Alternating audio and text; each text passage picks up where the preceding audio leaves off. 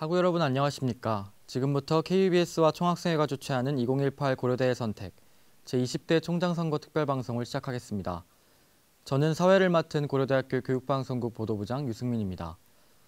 오늘 방송은 총장 후보자들의 공약과 비전을 들어보는 인터뷰 형식으로 진행됩니다. 먼저 김동원 후보자님 자리해 주셨습니다. 안녕하십니까. 그리고 김태구 총학생회장님 자리하셨습니다. 네, 안녕하십니까. 오늘 인터뷰는 크게 두 가지 순서로 나뉘는데요. 우선 각 후보자에게 미리 공유된 공통 질문을 드리고 이어서 각 후보자의 공약을 쟁점별로 정리하여 인터뷰하는 시간을 갖도록 하겠습니다. 그럼 먼저 공통 질문부터 시작하겠습니다. 네, 공통 질문 4가지 드리도록 하겠습니다. 이 4가지 질문은 모든 후보자님들께 공통으로 드리는 질문임을 알려드립니다. 네, 첫 번째 질문입니다. 이번 총장 선거에 출마하시면서 어떠한 기조를 가지고 출마하셨는지 궁금합니다. 예, 이번에 지금 대학이 전반적으로 큰 위기에 처해 있습니다. 우리 고대도 위기인데 지금 이 4차 산업혁명이라는 게 진행이 되면서 인터넷에 모든 지식이 다 지금 많이 있다 보니까 미래 학자들은 대학이 소멸된다는 사람도 있고 또 대학이 위축될 거라는 데는 대체로 인식을 같이 하는 것 같아요. 그래서 대학 전체가 위기인데다가 우리나라는 거기다가 또 이 학령 인구가 많이 줄어서 우리가 70년대에는 뭐 105만씩 태어난 해도 있었는데 작년에는 36만이 태어났다고 합니다. 앞으로 26만까지 출생 인구가 줄어드는데 이렇게 되면 어쩔 수 없이 이 대학들이 많이 지금 필요 없어지고 또 지방에 있는 대학들이 먼저 폐쇄가 되고 서울에 있는 큰 대학들도 이 대학원이 상당히 어려워지는, 왜냐하면 우리 대학원에서 지방에 있는 대학에 이제 교수 요원을 많이 배출했는데 어려워지는 이런 또 문제가 있고, 또 우리 학교도 고려대학도 과거에 뭐 전통적인 스카이 대학이라는 아주 명문 대학이었는데 최근 와서는 이런저런 도전들을 많이 받아서 지금은 과거 같은 그런 그 지위를 확고하게 지금 가지고 있지 못한 것 같기도 하고요. 또 제가 볼 때 제일 큰 문제는 이 대학이라는 게 사회 전체로부터 좀 소외되어 있는 것 같은 느낌이 굉장히 강합니다. 대학이 어떤 자기들만의 어떤 뭐 집단 이기주의 하는 조직처럼 이렇게 되어서 항상 우리가 과거에 4.19 때나 민주화 투쟁 때나 항상 이게 대학이 사회를 이끌어가면서 사회를 견인하는 역할을 했는데 최근 와서는 그게 아니고 오히려 대학이 사회로부터 오히려 이게 좀 뭐 공적이라면 심한 표현이지만 소외되는 것 같아서 이런 대학의 여러 가지 문제가 다 지금 이 복합적으로 존재하다 보니까 학교도 많이 침체하고 앞으로 미래가 어떻게 될지도 굉장히 불안한 상황이어서, 그래서 뭔가 이럴 때는 좀 새로운 변화가 필요한데 새로운 변화를 하려면 뭔가 새로운 시대, 새로운 리더가 나와서 새롭게 뭘 이끌어 가야 되기 때문에 그렇게 해서 그런 생각을 가지고 뭔가 새로운 바람을 불러일으켜야 되겠다는 생각을 가지고 나오게 됐고, 또 하나는 또 우리 캠프의 가장 큰 이 슬로건이 Better KU, Better Society입니다. 그러니까 더 좋은 고려대학교, 더 좋은 사회. 대학이 사회에 기여하고 공헌하는 것을 확실히 함으로 해서, 그래서 대학교가 사회와 소외되는 현상을 없애기 위해서 과거의 대학의 아주 중요한 기능을 되찾아야 되는 그런 생각을 가지고 출마하게 됐습니다. 네, 답변 감사드립니다. 두 번째 공통 질문으로 바로 넘어가도록 하겠습니다. 두 번째 질문입니다. 총장 선거를 준비하시면서 학우들을 위한 대표적인 공약이 있다면 어떤 것이 있을지 궁금합니다. 네, 오늘 쭉 질문들을 보니까 내가 하나하나 얘기를 다 해야 될 것 같은데, 첫 번째는 아마 가장 우리 나도 경영학과고 전공 자체가 지금 이제 인사관리 노사관계다 보니까 취업 문제, 저는 학문적으로도 관심이 있고 또 우리 지금 졸업하는 학생들에게도 가장 관심 많은 거라서 나는 좀 이 취업 문제에 대해서 좀 획기적인 대책을 세우는 총장이 돼야 되겠다 이런 생각을 합니다. 그래서 지금 우리 학교 취업률이 74%입니다. 평균. 다른 사립대학에 비해서 낮은 건 아니지만 그렇지만 최고는 아니고요. 그리고 또 훨씬 더 잘할 수 있을 것 같아요. 왜냐하면 고려대학교가 전통적으로 사회 기업이 가장 원하는 인재들을 우리가 배출을 했다고 생각을 합니다. 그렇게 해왔는데, 그래서 80%까지 올리려는 생각을 가지고 있고, 또 단순히 그냥 우리가 어떤 한 총장이 들어와서 잘하고 그다음 다른 총장 들어와서 못하고 이렇게 하지 말고 이걸 제도화 시켜서 아예 청년 취업 연구소라는 학술적인 연구소를 만들어서 거기서 어떤 식으로 해야지 이게 청년들의 취업 문제가 해결이 되고 어떻게 해야지 이거를 더 잘할 수 있고 어떻게 하면 잘 안 되는지를 연구를 해서 아주 국내 최고 수준의 연구소를 만들어서 거기서 많은 연구 성과도 내고 우리 학교에도 도움이 되는 뭐 그런 걸 지금 하려고 생각을 하고 있고요. 뭐 현장 맞춤형 인재라든가 경력개발센터를 좀 많이 강화해야 될 것 같다는 생각도 들고 또 요즘은 글로벌라이즈된 이런 시대이기 때문에 이 국내 취업에 매달리는 거는 참 이거는 그 별로 도움이 안 되는 것 같고 해외 취업 지원팀을 강화를 해서 일본이든 미국이든 호주든 유럽이든 아주 지금 뭐 다들 영어도 잘하고 아주 우리 고등학생들이 워낙 똑똑하기 때문에 나는 뭐 국내에 안주하지 말고 자꾸 밖으로 나가야 된다고 생각을 하고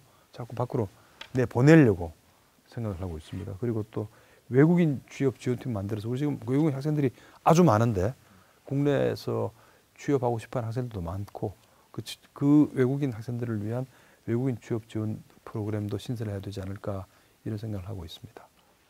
네, 답변 감사드립니다. 세 번째 질문으로 넘어가겠습니다. 총장 후보자로 출마하게 된 계기가 있으시다면 어떤 게 있으실지 답변 부탁드리겠습니다.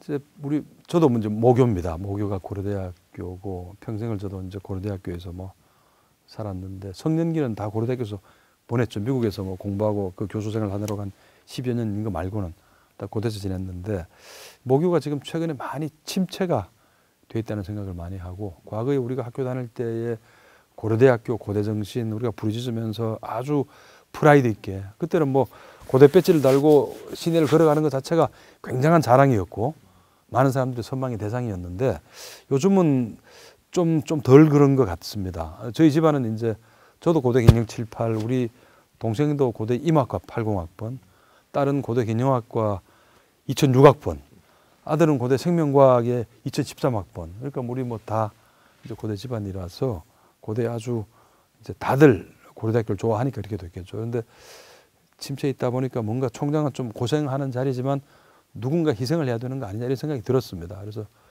뭐 그게 아마 지금 내 차례가 아닌가 하는 생각이 들었습니다. 왜냐하면 지금 제가 그동안에 학교 보직을 아주 많이 해서 뭐 총무처장도 했었고 기획예산처장도 했었고 노동대학 원장도 했었고 최근에는 김영대 학장까지 했으니까 뭐 지금 이렇게 가장 많이 한 뭐 사람이 우리 학교 내에서 거의 없는 것 같아요. 그래서 저 일종의 뭐 좀 책임감을 느낀다 그럴까 뭔가 이게 내 순서가 됐다는 이런 생각이 드는 것 같아요. 또 지금 대학이 아주 복잡 다기화해져서 대학이 과거처럼 그냥 덕망이 있는 분이 나와서 총장 자리에 앉아서 그냥 뭐 덕을 베풀어서 잘 돌아가는 이런 시절이 아닙니다. 지금은 워낙 복잡해져서 거의 뭐 CEO라든가 아주 어려운 전문성을 가지고 현장 경험이 없으면은 이게 앉아서 잘하기가 어려워요. 뭐 우리가 뭐 1년, 2년씩 그 연습을 하고 있을 수가 없지 않습니까? 딱 총장이 되자마자 대번 4년 임기 동안 4년이 뭐 길다면 길지만 짧다면 짧은 기간인데 해야 되기 때문에 그래서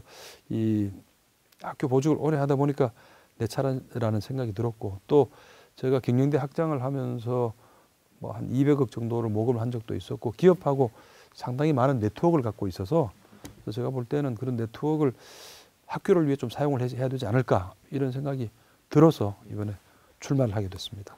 네, 답변 감사합니다. 마지막 공통 질문입니다.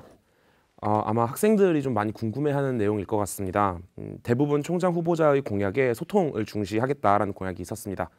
혹시 교수님이 이제 교수님 재직 시절에도 학우들과 소통을 자주 하셨는지 궁금합니다.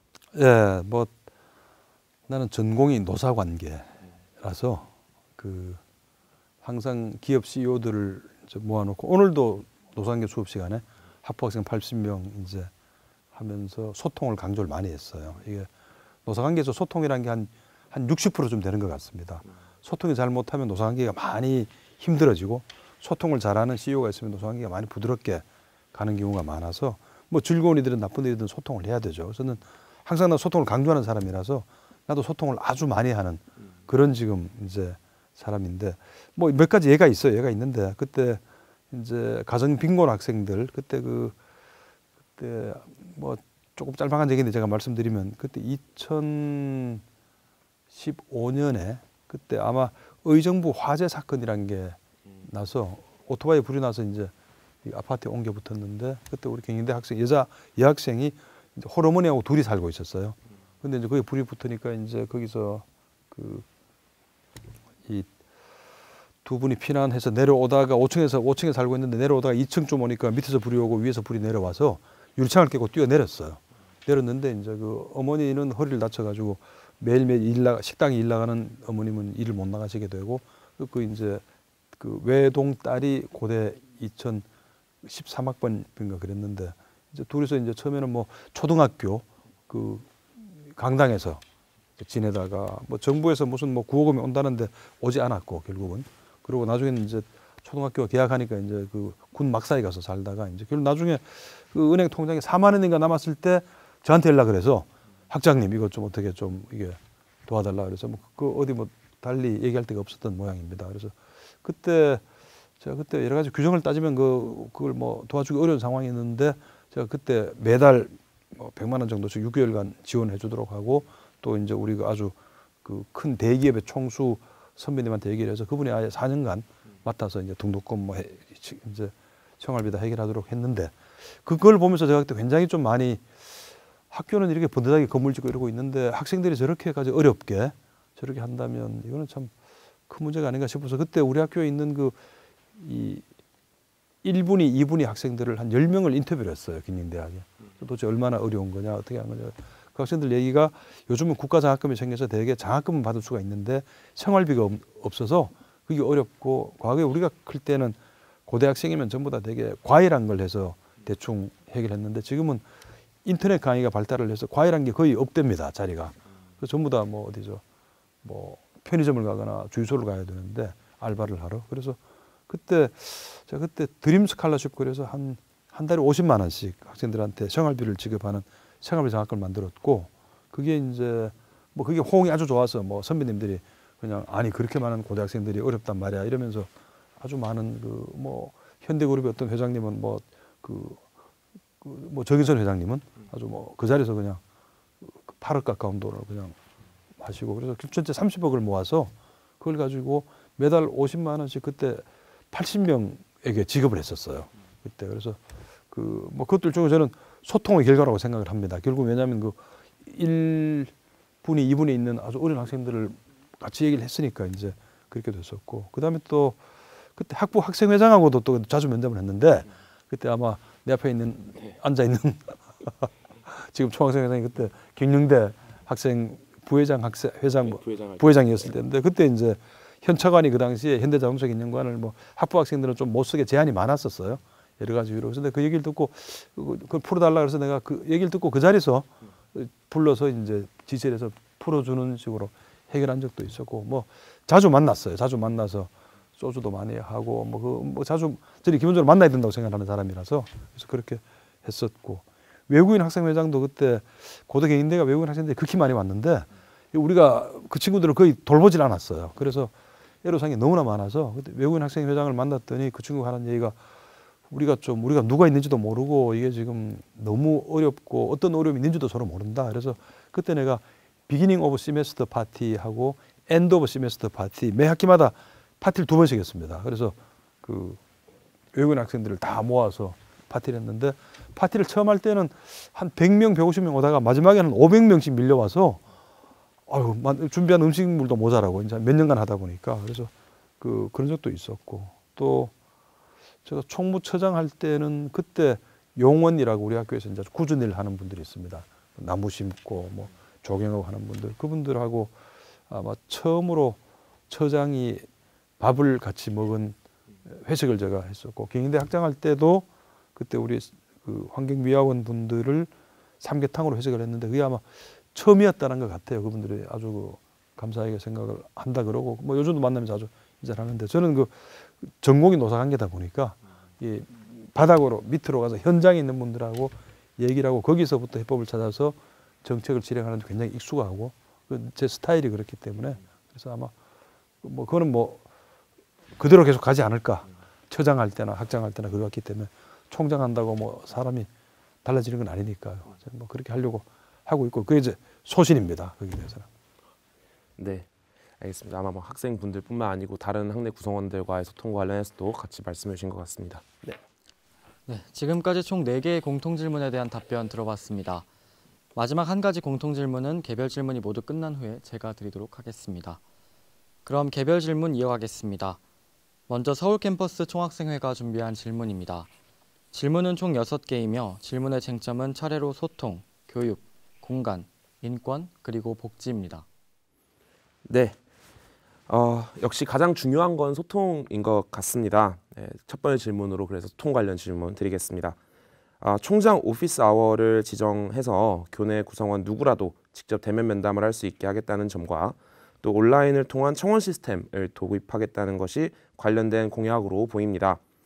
이는 어떤 문제의식에서 나온 공약이며 또한 어떤 식으로 운영하실 예정이신지 구체적인 답변을 부탁드리겠습니다.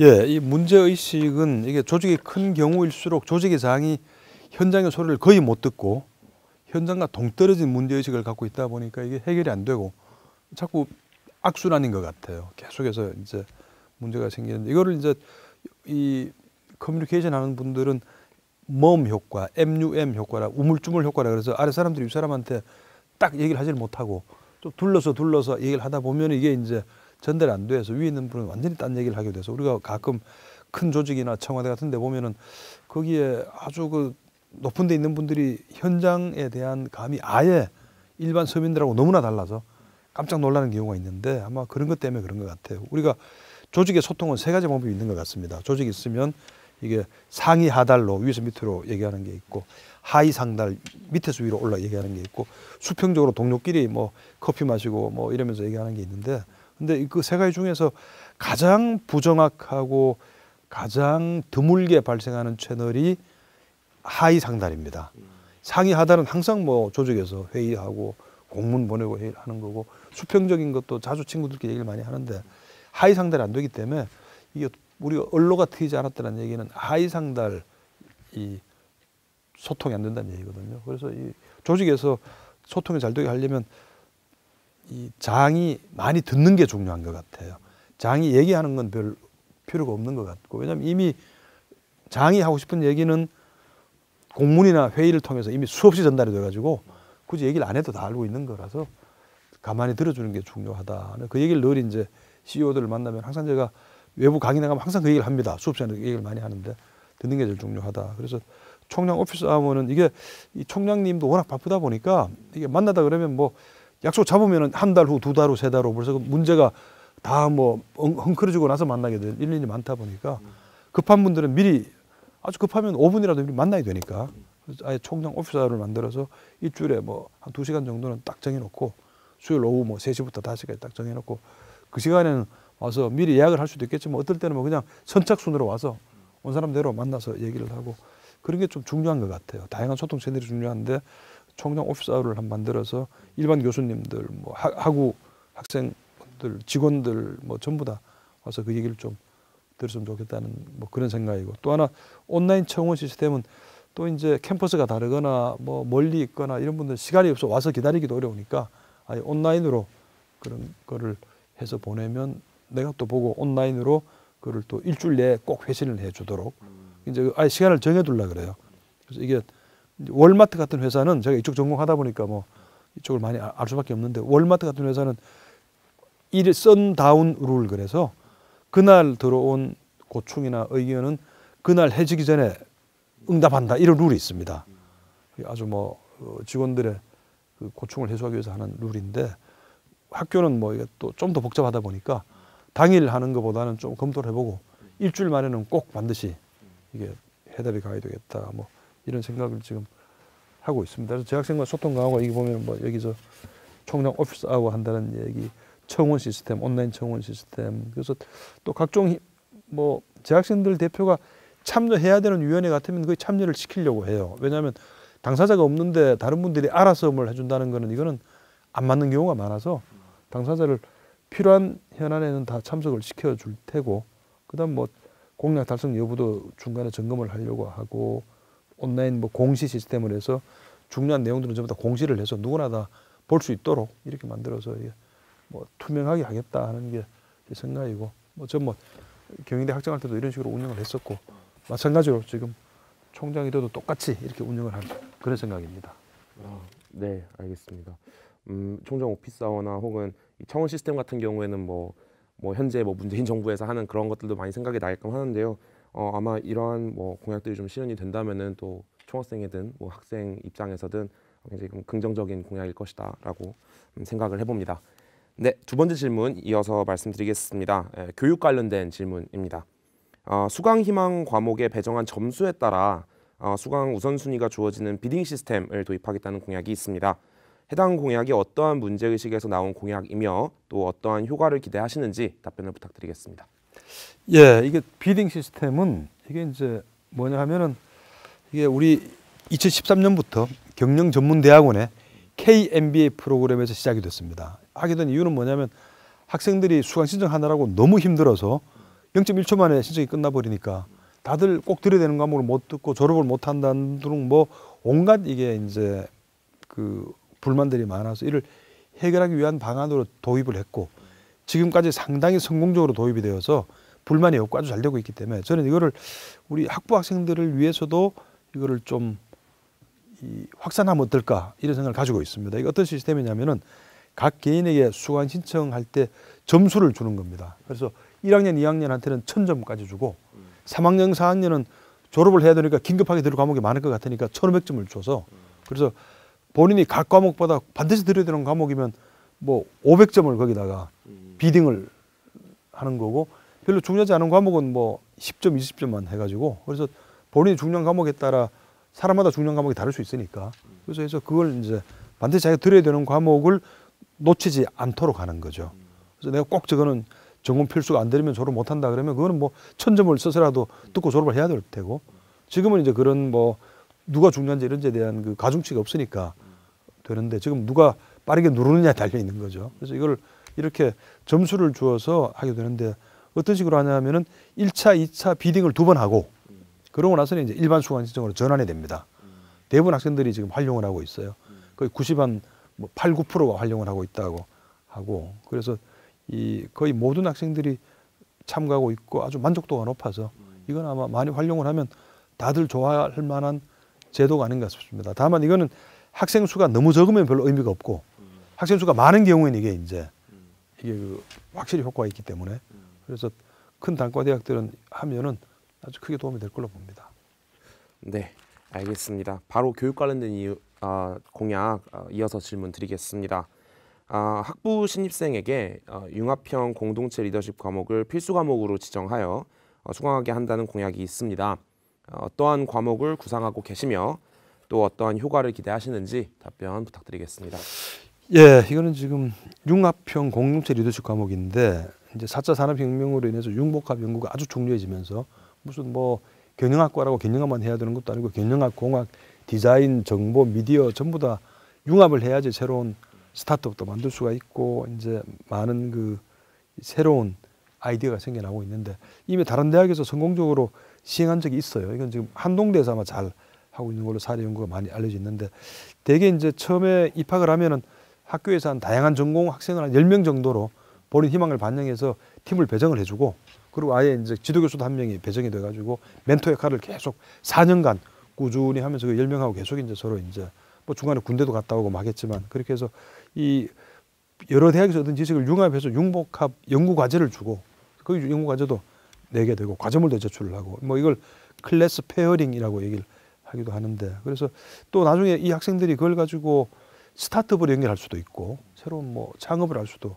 있고 그래서 졸업할 때까지 같은 팀이 되면 다른 전공에 대한 이해도도 깊어지고 또 서로 간의 팀워크도 살게 되고 모든 면에서 장점이 있는 것 같아서 그래서 이런 융합형 공동체를 많이 하려고 합니다. 어차 지금은 그 각 대학마다 전공이 뭐 사일로처럼 이렇게 딱딱 이 장벽이 쳐져서는 도저히 안 되는 지금 시대이기 때문에 그래서 이 단과대학별로 다양한 융복합 전공을 개설하도록 하고 1학년 학생들을 그룹별로 멘토링 교수를 배정을 하고 그다음에 여러 가지 강의 블록으로 하나의 강의 개설을 하도록 하는 경우도 있고 또 프로젝트 수행하기도 하고 뭐 혁신적이고 새로운 융복합 강의 자체를 한 매년 한 100개 정도씩 계속해서 이걸 뭐 이 개설할 수 있도록 목표를 삼아서 이렇게 하면 좋을 것 같아요. 갈수록 지금 옛날처럼 뭐 미디어 하는 사람은 미디어만 알고 경영만 알고 이런 시절은 지났다고 생각을 합니다.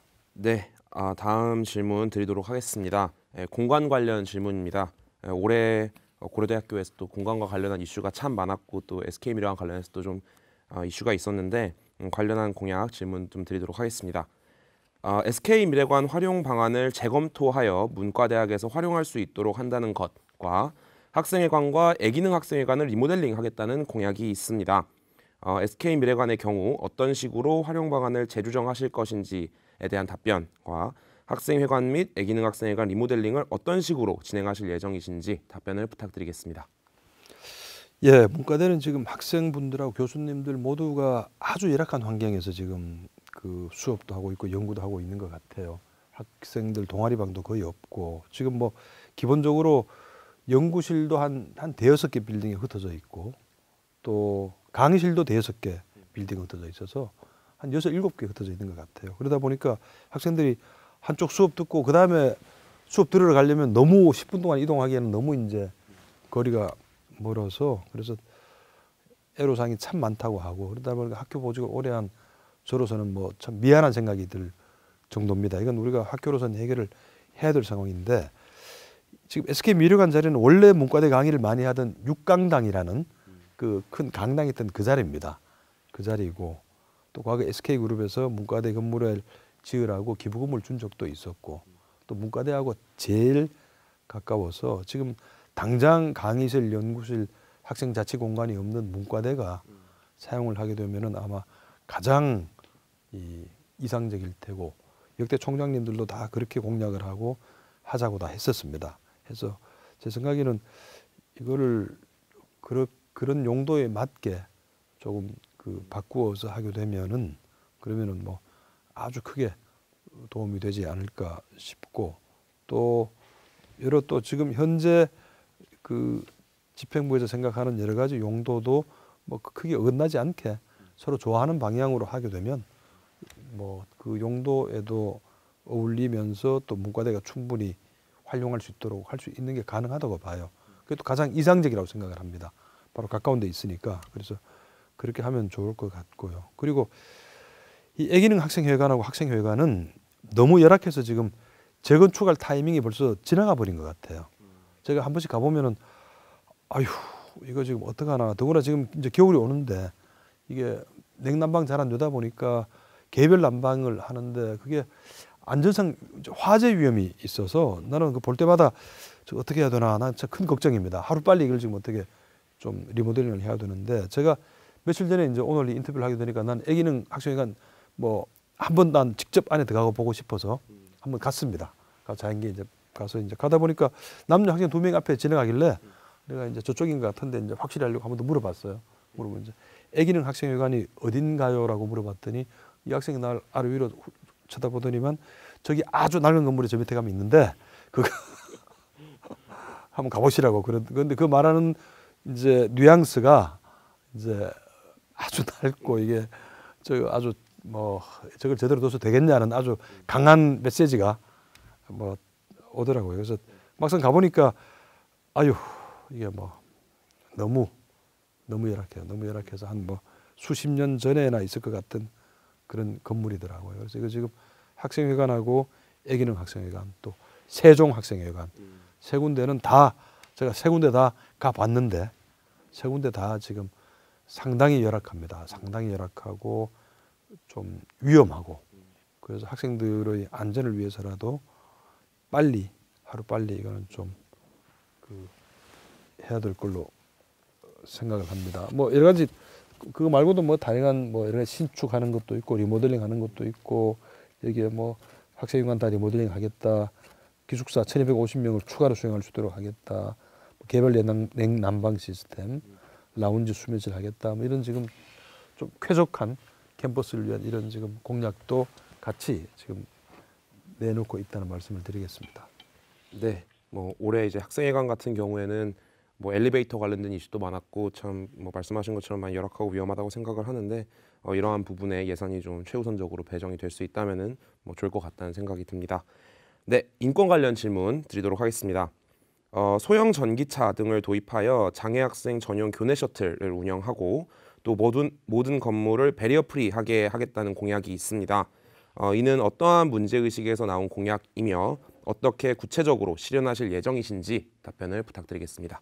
예, 저는 뭐 전공의 노사관계를 해서 그런지 소외된 계층에 좀 남다른 관심을 갖고 있습니다. 그래서 이 부끄럽게도 고려대학교는 장애인들에게는 불편한 대학 중에 하나라고 되어 있습니다. 그렇게 지금 이제 알려져 있다는 얘기를 들었고 가슴이 아프더라고요. 그래서 특히 장애인 학우들은 수업 시간 사이에 건물 옮겨 다니는 게 너무나 힘들어서 이게 뭐 시간에 하염없이 걸려서 아주 불편을 많이 호소하고 있어서 저는 조그만 전용 소형 전기차를 가져와서 그 장애인들이 타고 왔다 갔다 할 수 있도록 그걸 좀 만들어 줘야 될 것 같아요.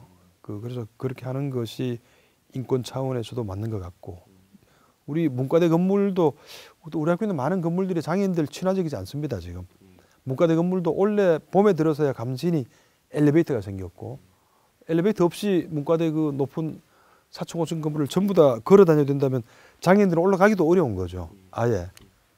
그래서 이거를 지금 모든 건물에 엘리베이터가 있어야 되고 접근성이 좋도록 계단도 개선해야 되고 하는데 뭐 지금 장애인 얘기가 나왔지만 외국인들도 뭐 또 비슷한 또 다른 애로사항이 아주 많아서 그래서 저는 총장이 되면 장애인, 외국인 이렇게 좀 도움이 필요한 이런 계층하고는 좀 정기적인 간담회를 가져서 그걸 체크를 해 나가고 어떻게 하는지 그렇게 하려고 합니다. 저는 기본적으로 경영이나 행정을 하는 스타일이 밑에서부터 얘기를 들어서 진행을 하는 이런 스타일로 쭉 해왔기 때문에 이번에도 그런 식으로 진행을 하려고 생각을 하고 있습니다. 네, 답변 감사드립니다. 마지막 서울 캠퍼스 총학생의 질문입니다. 복지 관련된 질문입니다. KU 문화예술기금을 조성하여 서울 캠퍼스 인근에 오픈 스튜디오, 소극장, 자연사 박물관 등 KU 문화예술 커뮤니티를 구축하겠다는 것과 실내 수영장 등을 포함한 생활체육관을 개축하겠다는 것 그리고 호랑이 둘레길을 조성하겠다는 공약이 있습니다. 이에 대한 구체적인 설명을 부탁드리겠습니다. 예, 우리 학교가 캠퍼스인데 너무 좀 삭막하다는 생각이 많이 듭니다.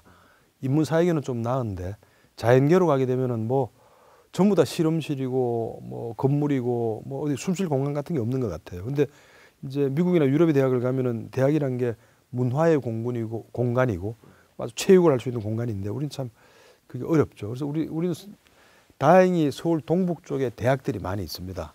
고대, 뭐 경희대, 뭐 외국어 대학, 동덕여대 여러 개가 이제 많고 카이스트도 있고 그래서 우리 이 고대 근처가 홍대처럼 대학 문화 중심이 충분히 될 수가 있을 것 같고 우리가 그걸 리더십을 가지고 이끌어 간다면 된다고 봅니다. 그래서 우리 학교가 좀 뭐 우리 경쟁 대학에 비해서는 우리가 좀 문화예술 쪽이 많이 약하다는 얘기도 많이 들립니다. 그래서 KU 문화예술기금을 조성을 해서 선배님들로 하여금 좀 기부금을 받아서 그래서 학교 밖에 있는 뭐 집이 나올 때마다 부동산을 구입을 해서 학교 안에다 굳이 만들 것도 없죠. 사실은 뭐 학교 밖에 있는 오픈 스튜디오가 오히려 접근성이 더 좋을 수 있으니까 오픈 스튜디오 만들고 소극장도 만들고 우리가 또 박물관이 많이 있는데 우리 박물관이 아주 좋아요. 국내 최고의 이제 우리 대학 박물관인데 뭐 자연사 박물관을 아직 없습니다. 우리가 박물관이라는 게 우리가 뭐 역사에 관한 것도 있고 유물에 관한 것도 있는데 자연사를 만들어야 되는데 이게 없기 때문에 이것도 만들어서 좀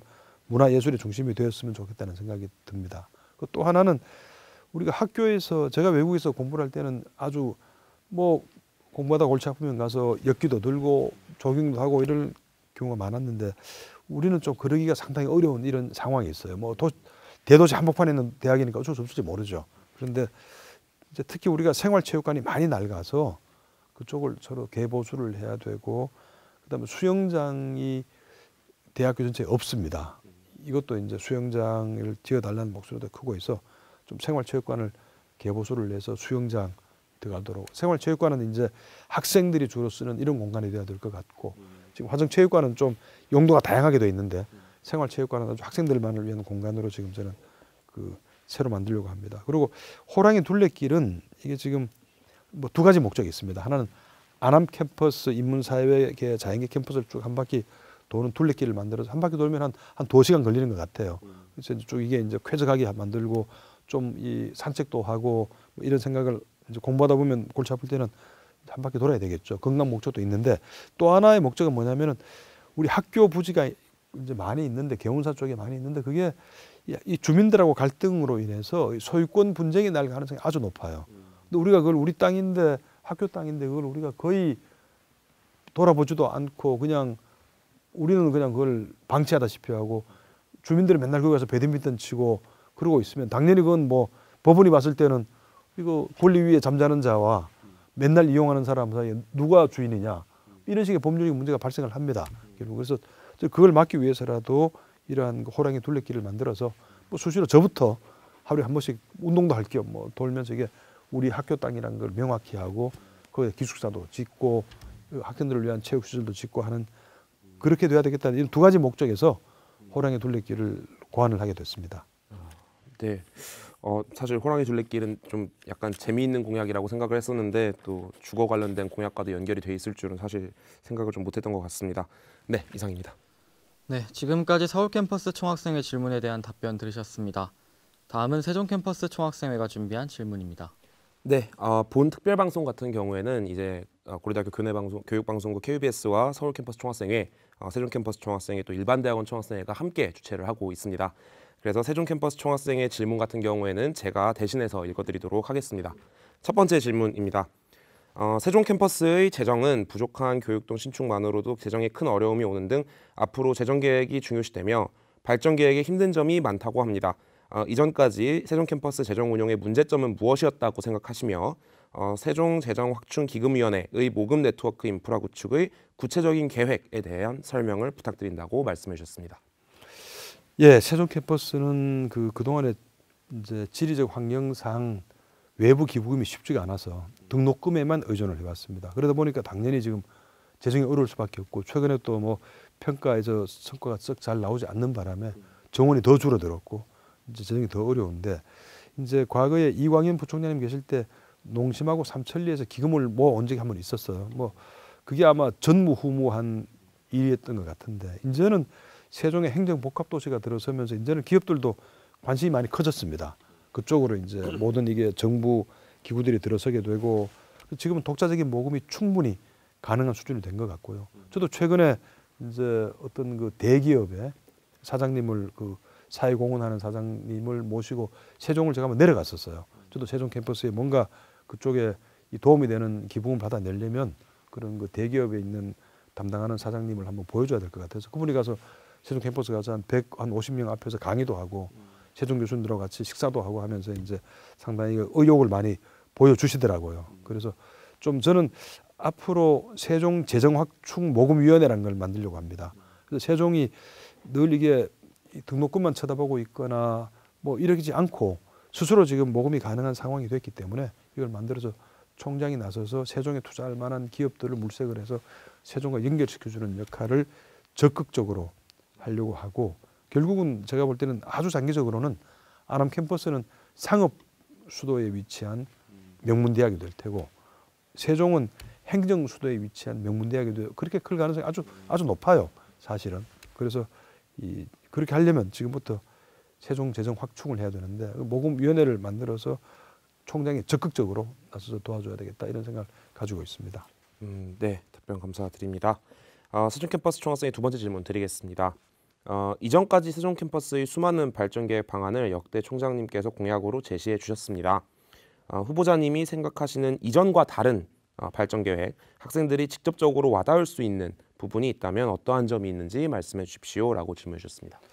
예, 그동안에 세종 캠퍼스에 대해서 많은 분들이 아주 뭐 고생도 많이 하시고 노력을 많이 하셨는데 뚜렷한 목표나 비전을 딱 제시하고 한 것 같지는 않고 그때그때 그냥 최선을 다하자 열심히 하신 것 같아요. 그래서 저는 아예 확실한 목표를 삼아서 그거를 뭐 아주 학교 곳곳에 붙여놓고 그걸 보고 가야 된다고 생각하는데 저는 비수도권 1위 대학이 목표입니다.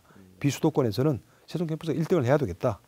이게 뭐 5년이든 10년이든 20년이든 1등을 해야 되겠다 목표로 삼고 그걸 목표로 삼아서 거기에 맞춰서 지표를 관리하고 투자를 하고 계속 한다면 모금을 하고 한다면 그 목표가 달성을 할 수 있을 것 같아요. 우리가 이 동기 유발하는데 목표 이론 같은 걸 보면은 이게 목표 있는 것과 없는 건 천지 차이거든요. 목표를 하고 하는 것과 그냥 열심히 하자고 하는 거는 아주 큰 차이입니다. 목표를 정해놓고 하면 근접한 데까지 가는데 그냥 열심히 한다 그러면 뭐 반에 못 가는 경우도 많죠. 그래서 저는 뚜렷한 목표를 세우고 달성하기 위해서 나아가겠다는 점이 다른 점일 테고, 그리고 아까 말씀드린 세종 재정확충모금위원회도 아마 새로운 공약으로 저는 알고 있고요. 지금은 세종이 모금할 수가 있죠. 그다음에 또 하나는 세종을 지금 미래형 캠퍼스의 전진기지로 하려는 생각을 하고 있습니다. 4차 산업혁명의 전진기지로 가서 미래형 캠퍼스가 어떻게 되는지, 이게 아주 IT와 융합이 된 교육을 하기에 아주 좋은 사이즈고 아주 좋은 세팅에, 또 정부가 행정부가 근처에 있기 때문에 행정부도 그쪽을 적극 추진하고 있으니까 서로 협력을 해서 하기에 아주 좋은 지금 위치에 있어서, 그거를 하고 성공을 하게 된다면 그게 이제 널리 전파를 내서 안암 캠퍼스도 받아들이고, 안암 캠퍼스는 이런 실험을 하기엔 너무 크죠.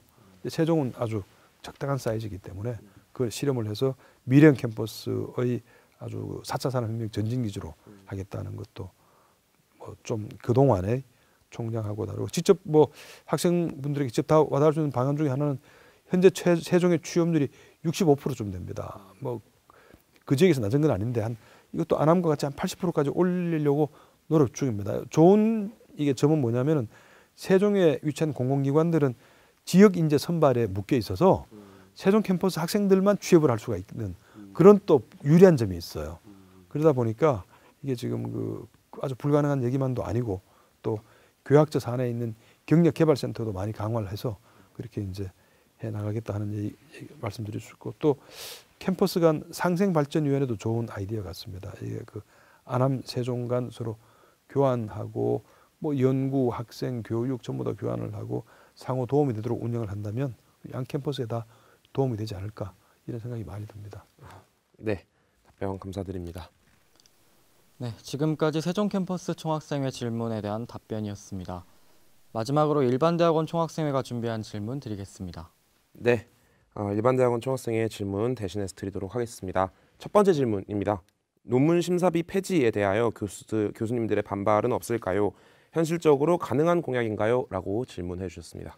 예, 이 논문 심사비는 참 다른 나라에 없는, 거의 우리나라에만 있다시피 한 아주 구시대 유물입니다. 다른 나라에 논문 심사비라는 게 없습니다. 왜냐하면 이 교수님들의 본연의 기능이 강의, 연구, 논문 심사가 본연의 기능인데, 그걸 별도로 하면서 논문 심사비를 받는다는 것 자체가 이게 뭐 전혀 이게 우리나라에만 있는 유물인데, 이렇게 돼 있던 게 뭐냐면 과거에 일본 시대 아주 옛날에 어떤 서당에서 왜 과목을 떼면 뭐 떡 한 시루 해서 나눠 먹고 이런 이제 그런 전통으로부터 내려와서 논문 심사 후에 개인적으로 대접을 하고 이런 이제 풍조가 있었는데, 이제 그거를 그때 근절하기 위해서 공식화 시켜서 그러면 심사비를 내고 그걸로 뭐 그렇게 대접하면 될 거 아니냐, 뭐 그렇게 된 건데, 이제는 그것도 안 할 때가 된 거죠. 이것도 벌써 이미 세월이 많이 지나서 뭐 김영란법이라는 것도 생기고, 이렇게 뭘 이걸 논문 심사하고 대접받는다는 것 자체가 요즘 교수님들도 그거에 대해서는 굉장히 낯설어하고 그게 왜 필요한지도 잘 모르겠고, 실제로 대부분 교수님들이 논문 심사료를 학생들이 뭐 7만 원, 10만 원씩 부담한다는 것 자체를 잘 모르는 교수님들도 상당수 있기 때문에, 이걸 갖고 또 이게 또 뭐 그래서 모아서 뭐 한 몇십만 원 되는 거를 주신다고 해서 교수님들이 그걸 갖고 뭘 반대를 하거나 꼭 받아야 되겠다거나 뭐 그럴 분은 거의 없는 것 같아요. 그래서 이거는 그냥 없애버리면, 그럼 이게 구시대 유물이 이제 그동안에 이제는 없을 타이밍이 된 것 같아요. 그래서 그냥 없으면 되지 않을까, 이런 생각이 듭니다. 네, 답변 감사합니다. 마지막 질문입니다. 전체 회계에서 교직원 인건비 상승이 대학원생 등록금 상승과는 관계가 없는 것인가요? 라고 질문해 주셨습니다. 이제 우리가 지금 양극화 시대에 학생들이 이제 등록금이 크게 부담이 되죠.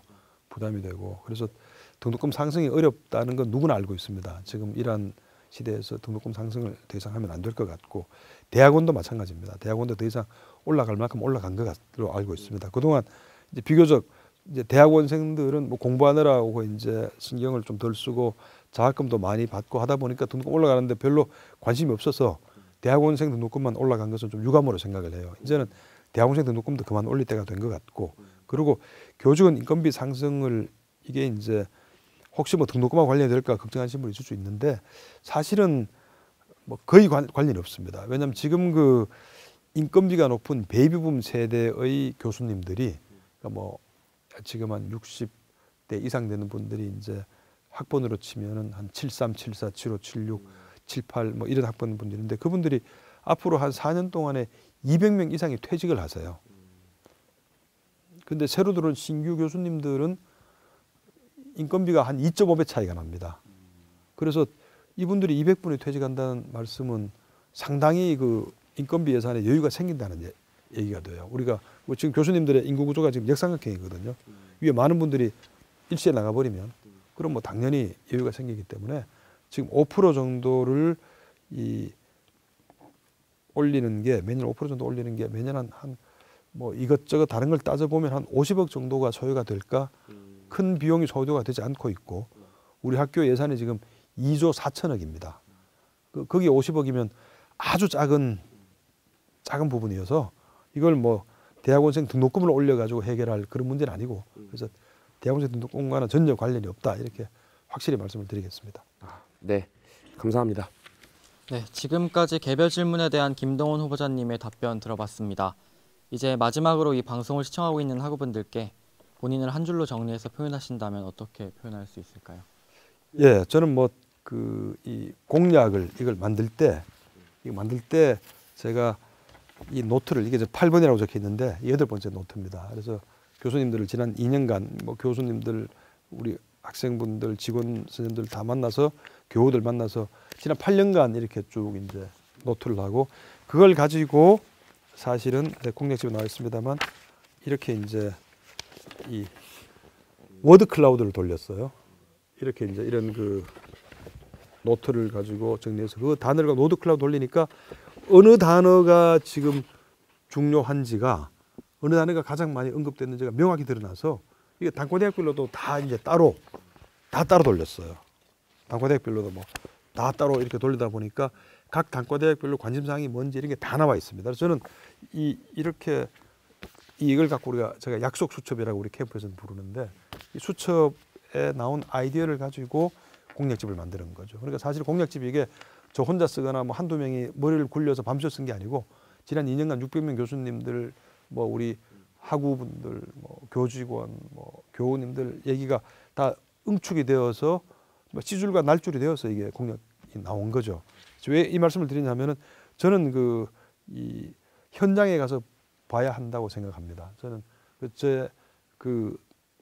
조금 복잡하게 얘기하면 현장을 중시하는 서번트 리더십인데 현장을 중시하고 항상 듣고 들은 점을 실천에 옮기는 내가 나서서 위에서 군림하고 하는 게 아니고 내가 가서 제가 뭐 총학생 회장이나 여러분들을 내가 세종 내려가서 만나고 다들 내려가서 만나는데 뭐 그때 나만 그랬다는 얘기도 하더라고요. 아무도 뭐 여기까지 와서 만나는 분은 없는데 근데 그래서 저는 꼭 찾아가는데 그래서 제가 제일 좋아하는 사자성어가 우문현답입니다. 이게 무슨 뜻이냐면은 우리의 문제는 현장에 답이 있다. 이게 내가 제일 좋아하는 사자성어입니다. 항상 나는 현장 가는 걸 좋아해서 현장 가서 보고 현장에서 무슨 얘기 나오는지를 보고 거기서 소통을 해서 정책을 만들어 실행을 하면 다들 해피하고 학교가 잘 되는 걸 조직이 잘 되는 걸 알기 때문에 우문현답이 저희 아주 모토 같은 얘기고 제가 뭐 청와대 가서 우문현답이라는 얘기를 회의할 때 여러 번 얘기했더니 그때 대통령께서 우문현답이라는 얘기를 여러 번 본인도 했다는 얘기를 내가 아주 전해 들었었는데 저는 그래서 우문현답 이렇게 저는 현장 중시하는 서번트 리더십이다. 그 말씀을 제가 꼭 드리고 싶습니다. 네, 감사합니다. 이 대답을 끝으로 제20대 총장선거 특별방송은 여기서 마치겠습니다. 오늘의 이 방송이 12월 12일에 진행될 고려대학교 총장후보자 학생 전체 투표에 도움이 되었길 바랍니다. 고려대학교에 찾아올 크고 작은 변화를 고려대학교의 주인인 학우 여러분께서 직접 선택해 주시길 바랍니다. 지금까지 시청해 주신 학우 여러분 고맙습니다.